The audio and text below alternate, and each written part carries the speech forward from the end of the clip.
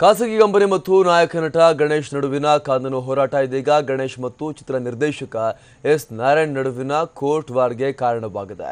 ಖಾಸಗಿ ಕಂಪನಿ ಜಾಹೀರಾತಿಗೆ ಸಂಬಂಧಪಟ್ಟಂತೆ ಗಣೇಶ್ ಕಂಪನಿ ವಿರುದ್ಧ ದಾಖಲಿಸಿದ್ದ ಮಾನನಷ್ಟ ಮೊಕದ್ದಮೆ ಪ್ರಕರಣದಲ್ಲಿ ಎಸ್ ನಾರಾಯಣ್ ಅವರಿಗೆ ಕೋರ್ಟ್ ಈಗ ಸಮನ್ಸ್ ಅನ್ನು ಜಾರಿ ಮಾಡಿದೆ.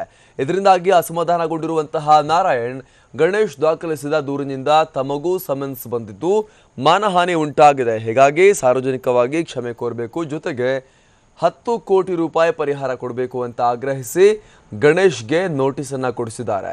ಈ ಕುರಿತಂತೆ ಇಂದು ಸಿಟಿ ಸಿವಿಲ್ ಕೋರ್ಟ್ನಲ್ಲಿ ವಿಚಾರಣೆ ನಡೆಯುತ್ತೆ.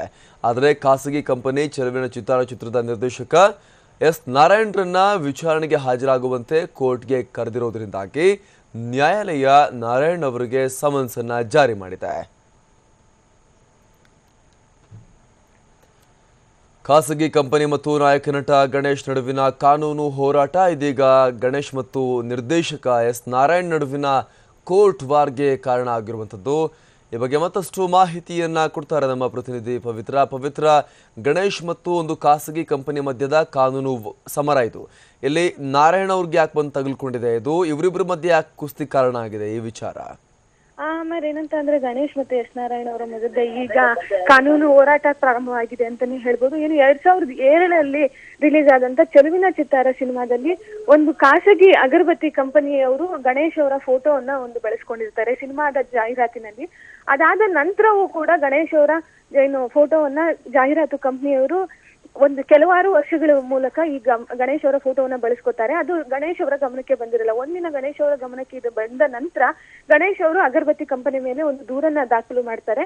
ಅದಾದ ನಂತರ ಅಗರಬತ್ತಿ ಕಂಪನಿಯವರು ಗಣೇಶ್ ಅವರಿಗೂ ಕೂಡ ಒಂದು ಉತ್ತರವನ್ನ ನೀಡ್ತಾರೆ. ಏನಂದ್ರೆ ನಿರ್ದೇಶಕ ಎಸ್ ನಾರಾಯಣ್ ಅವರ ಅನುಮತಿಯನ್ನ ಪಡೆದೇ ನಾವು ನಿಮ್ಮ ಫೋಟೋವನ್ನ ಬಳಸ್ಕೊಂಡಿರ್ತೀವಿ ಅಂತ. ಈ ವಿಚಾರವಾಗಿ ಎಸ್ ನಾರಾಯಣ್ ಅವರನ್ನ ಕೇಳಿದ್ರೆ ಇಲ್ಲ, ನಾನು ಯಾರಿಗೂ ಕೂಡ ಪರ್ಮಿಷನ್ ಕೊಟ್ಟಿಲ್ಲ ಅನ್ನೋ ಒಂದು ಮಾತನ್ನ ಗಣೇಶ್ ಅವರಿಗೆ ಹೇಳಿರ್ತಾರೆ. ಆದ್ರಿಂದ ಗಣೇಶ್ ಅವರು ಅಗರಬತ್ತಿ ಕಂಪನಿ ಮೇಲೆ ಒಂದು ದೂರನ್ನ ದಾಖಲಿಸಿ ಅದನ್ನ ಕೇಸನ್ನ ಮುಂದುವರಿಸ್ತಾರೆ. ಆದ್ರೆ ಈ ವಿಚಾರವಾಗಿ ಎಸ್ ನಾರಾಯಣ್ ಅವರಿಗೆ ಏನು ಅಗರಬತ್ತಿ ಕಂಪನಿಯವರು ಇರ್ತಾರೆ ಅವರು ಒಂದು ನೋಟಿಸ್ ಅನ್ನ ನೀಡಿರ್ತಾರೆ. ಈ ಕಾರಣದಿಂದ ಈಗ ಎಸ್ ನಾರಾಯಣ್ ಅವರು ಗಣೇಶ್ ಅವರಿಗೆ ಒಂದು ಮಾನನಷ್ಟ ಮೊಕದ್ದಮೆಯ ಒಂದು ನೋಟಿಸ್ ಅನ್ನ ಕಳಿಸಿದ್ದಾರೆ. ಗುರುದ್ರೋಹ ಮಾಡಿದ್ದಾರೆ ಗಣೇಶ್ ಅವರು, ನನಗೆ ಮಾನಸಿಕವಾಗಿ ಹಿಂಸೆ ಆಗ್ತಿದೆ ಅನ್ನೋ ಕಾರಣಕ್ಕಾಗಿ ಒಂದು ನೋಟಿಸ್ ಅನ್ನ ನೀಡಿರ್ತಾರೆ. ಈ ವಿಚಾರವಾಗಿ ಇಂದು ಅದು ಕೋರ್ಟ್ನಲ್ಲಿ ಇವಾಗ ವಿಚಾರಣೆ ನಡೀತಾ ಇದೆ. ಧನ್ಯವಾದ ಪವಿತ್ರ.